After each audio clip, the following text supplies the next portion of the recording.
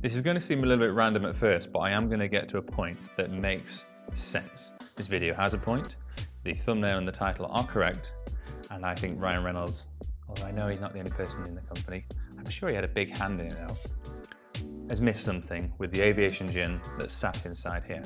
This is not my usual tipple, a bottle of Hendrick's, a bottle of Mother's Ruin, and this is going to also illustrate the point. We're going to start somewhere else first, and then get to my point. And the main point is around sound design, and how, you know, your main product in terms of how something tastes, as well as how it looks, isn't the only consideration. So inside this box is something else. So it was about time for us to replace our soap dispenser. And the most annoying thing about refillable soap dispensers are filling them up. The main reason is these are the refills that we buy. This is the hole that you have to put it in. Pretty shit. And the other one wasn't much better.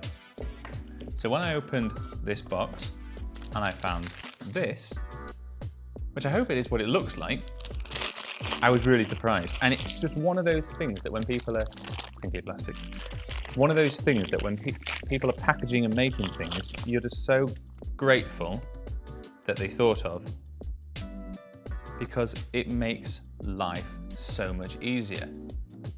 And why don't they all come with little funnels? That's just amazing. So that when it comes to pour this thick, globulous liquid from this actually very heavy container, the only problem with this is that you can't really see when it's full. But you can argue that it doesn't need to be completely full to be effective. You could just do it halfway. So what's the point?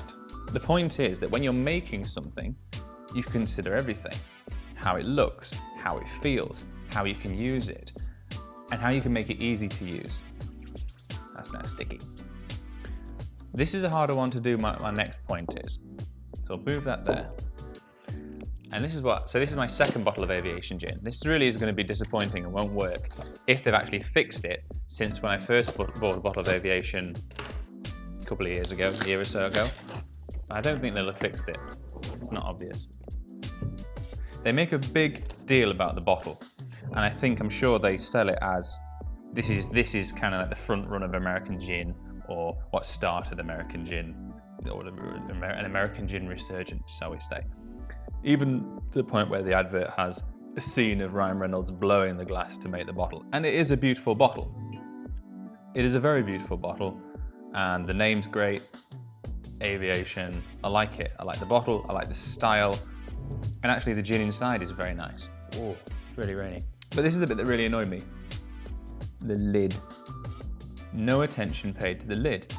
And so that comes down to feel, but also sound. And think about how important sound is generally. When Disney Plus first launched, Tinkerbell or whatever it is goes over, but it didn't make a sound.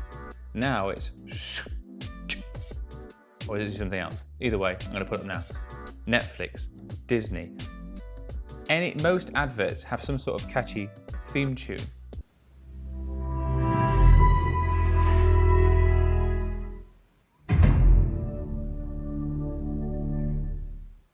All of these things have little sound bites so that when you hear them and you associate it, that sound and that jingle, so what do you remember? You remember the name, you remember the imagery, or you remember the sound. This you don't have to remember, but it's part of the experience of pouring a drink, so it's how it feels when you're holding it, but also how it feels when you're opening it. And it's just a bit shit.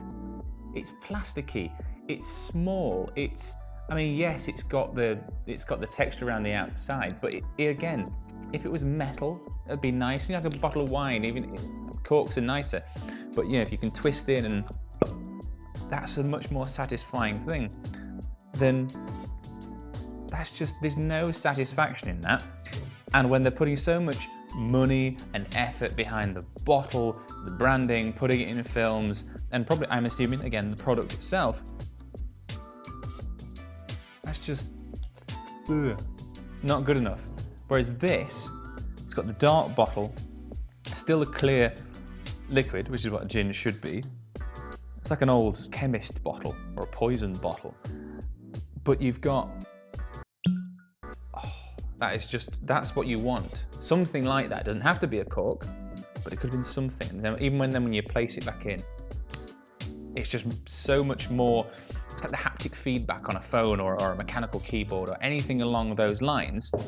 And that's why this bottle and the execution of the product is vastly better than this, which is surprising, because you would think they would put a bit more effort in and a bit more thought around the sound and the feel. And I suppose the point is, if you're making something, and it doesn't have to be a product, it might not even have a sound, but you've got to think about every dimension.